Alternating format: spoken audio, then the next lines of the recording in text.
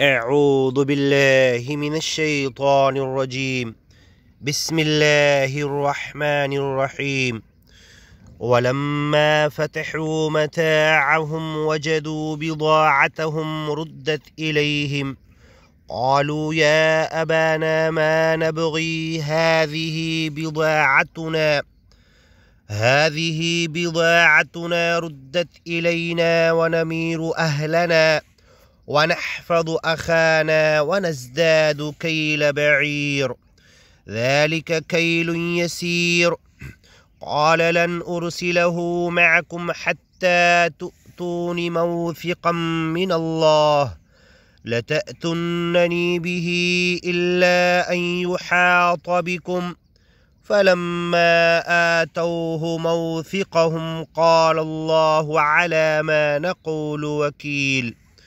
وقال يا بني لا تدخلوا من باب واحد وادخلوا من أبواب متفرقة وما أغني عنكم من الله من شيء إن الحكم إلا لله عليه توكلت وعليه فليتوكل المتوكلون.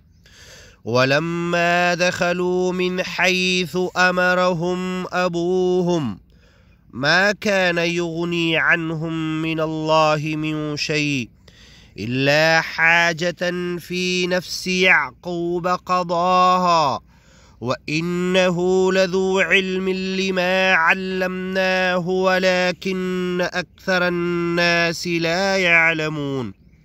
ولما دخلوا على يوسف آوى إليه أخاه قال إني أنا أخوك فلا تبتئس بما كانوا يعملون. فلما جهزهم بجهازهم جعل السقاية في رحل أخيه ثم أذن مؤذن أيتها العير إنكم لسارقون. قالوا وأقبلوا عليهم ماذا تفقدون؟ قالوا نفقد صواع الملك ولمن جاء به حمل بعير وأنا به زعيم. قالوا تالله لقد علمتم ما جئنا لنفسد في الأرض وما كنا سارقين. قالوا فما جزاؤه إن كنتم كاذبين؟ قالوا جزاؤه من وجد في رحله فهو جزاؤه كذلك نجزي الظالمين. فبدأ بأوعيتهم قبل وعاء أخيه ثم استخرجها من وعاء أخيه كذلك كدنا ليوسف ما كان ليأخذ أخاه في دين الملك إلا أن يشاء الله نرفع درجات من نشاء وفوق كل ذي علم عليم. قالوا إن يسرق فقد سرق أخ له من قبل فأسرها يوسف في نفسه ولم يبدها لهم. قال أنتم شر مكانا والله أعلم بما تصفون. قالوا يا أيها العزيز إن له أبا شيخا كبيرا فخذ أحدنا مكانه إنا نراك من المحسنين. قال معاذ الله أن نأخذ إلا من وجدنا متاعنا عنده إنا إذا لظالمون. فلما استيئسوا منه خلصوا نجيا قال كبيرهم ألم تعلموا أن أباكم قد أخذ عليكم موثقا من الله ومن قبل ما فرطتم في يوسف فلن أبرح الأرض حتى يأذن لي أبي أو يحكم الله لي وهو خير الحاكمين.